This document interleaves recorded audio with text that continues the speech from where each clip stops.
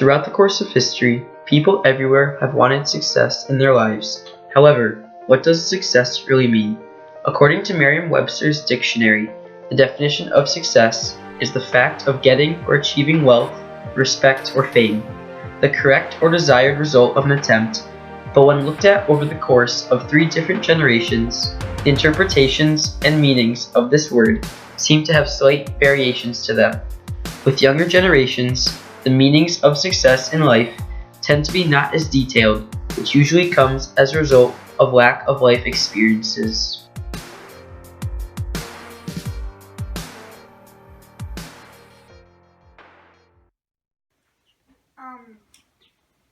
Like achieving goals. Yeah. The same as Meg. Okay. Next one. When something gets in your way, what can you still do to be successful? I just work extra hard. Yeah. Same as Meg. Nonetheless, success can still be found and achieved even at such a young age. For example, Justin Bieber at age 14 was discovered and immediately became a successful pop sensation throughout the US. An even younger successful person, Abigail Breslin, became successful at just the age of 3, proving that success can find anyone in life.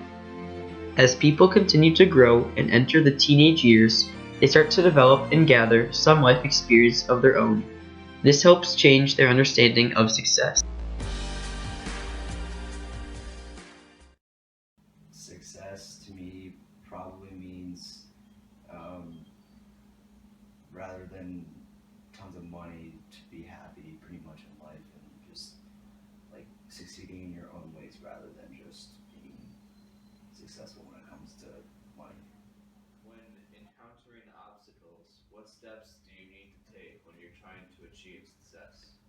I don't think there's really certain steps. I think it's pretty much just basically you just have to learn from the mistakes that you made and just keep building off them. In this next upcoming film, Pillars of Success, it shows how different generations value their accomplishments as a certified public accountant and share their reactions.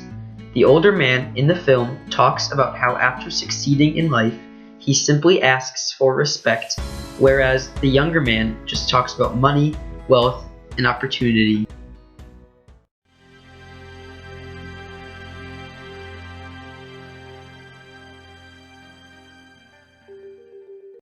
In 1971, he became the first African-American CPA in the state of Alabama. Today, he is the founding member of one of the largest minority-owned CPA firms in the country. As a young student who's considering the CPA profession and concerned about whether or not the prejudice that exists in all phases of the world exists in that profession, the certificate, the CPA designation, gives him something that can't be taken away. You know, people are gonna have their personal feelings about people, but the respect that they have to have in their hearts about this person who is now a CPA, he just happens to be a different color or whatever. They have to look at that. They can't overlook that in their hearts. It's one of the things that can batten down that kind of prejudice.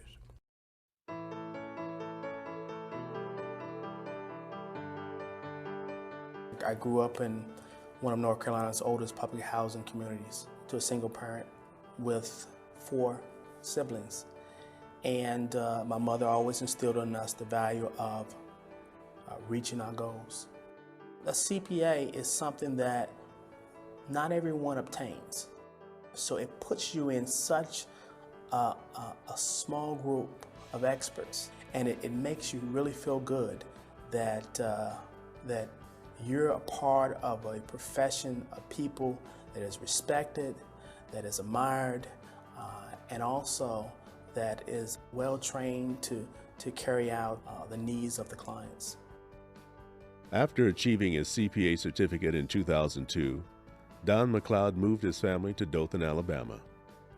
Today, he has his own CPA firm serving the needs of many small businesses and entrepreneurs. To keep it very simple from an economic standpoint, the demand for CPAs has continued to stay constant and has even at times increased, while the supply of CPAs has diminished a bit. What that means is that the income of CPAs has gone up. And for those people who are willing to capitalize on this opportunity, they're going to be richer, more satisfied, and happier.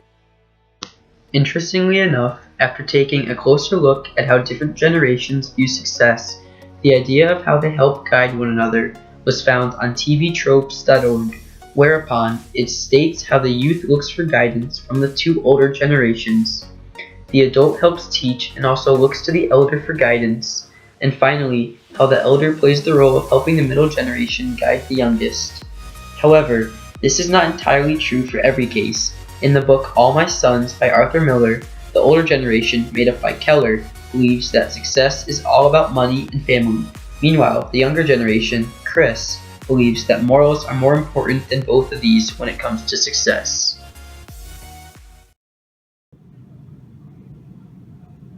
That's changed over a period of time. I used to think success had a great deal to do with money, but I don't think that's the case anymore. I think success is really more focused on your happiness and general overall perspective of things.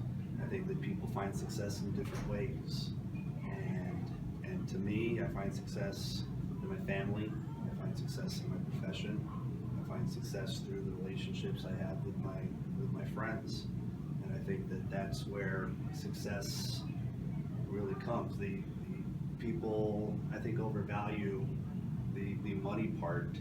It's nice, but there's many successful people that don't necessarily make a lot of money. I think that success really comes in to your personal happiness and your own self-worth versus your own net worth. When encountering setbacks, what steps do you feel are necessary in order to achieve success? I don't think there's a lot of steps. I think there's one big thing, and that is you have to learn from the setback. Why did it occur? What can you learn from it so that you can improve as a person? All right, so if your definition of success is financial and things go bad financially, analyze what happened, make sure it doesn't happen again, and improve. Okay, if it's something goes wrong in a personal relationship, what happened there? Okay, why did that go? Okay, let's see, analyze it, go on from there. All right, I mean, that's learning from setbacks. It's going to happen. All right, period, end of discussion. You have no control. And if you're going to be all upset about that, you're not going to be able to move on. But stuff you can't control, you have to understand why it happened, what you can do to make sure it doesn't happen again. Okay? I mean, in your case, I'm sure there's tests you haven't done as well as you'd like to do on. Yep. Okay?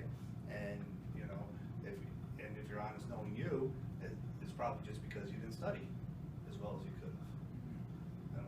And if you're honest with yourself, you'll say, I need to study harder for those tests, and you'll do better next time.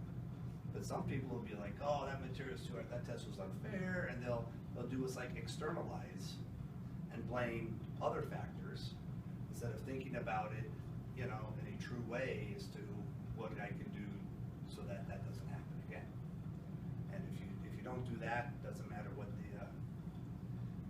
happened, you're going to sometimes you probably did better on the test when you didn't study than you expected to, right? Yeah. Instead of saying, oh, that worked, I'm gonna keep doing that, you have to realize, I was lucky, and I can't let that happen again. So, it's that self-analysis and that introspection, reflection that you have to do after setbacks. And do you think these setbacks are necessary in order to achieve success? I think setbacks are inevitable. Okay, you can do a sports analogy. If you want to look at the last Patriots Super Bowl, okay, after that game in Kansas City where everybody had written the Patriots off for the season, that the Patriots did a complete analysis to what was wrong. They focused and they ended up winning the Super Bowl. All right, I think setbacks are inevitable. I don't think they're necessary. You can be reflective and everything, but I think they're inevitable. Necessary? I think that depends upon your definition of success. Yeah, probably not necessary. I think inevitable is a better word. Thank you.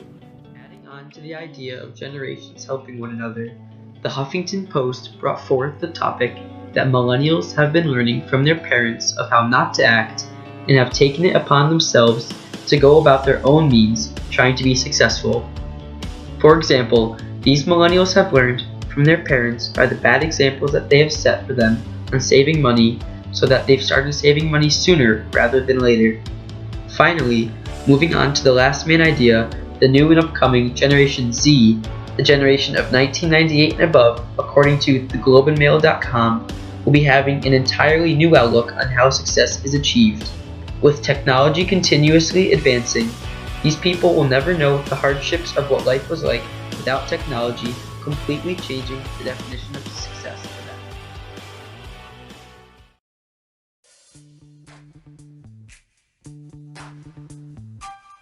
To conclude, each and every generation has similar and yet different viewpoints on the meaning of success, each one with their unique way of achieving it. As people mature and grow older, their definition of success is sure to change as well. Who knows what the next generation will have when?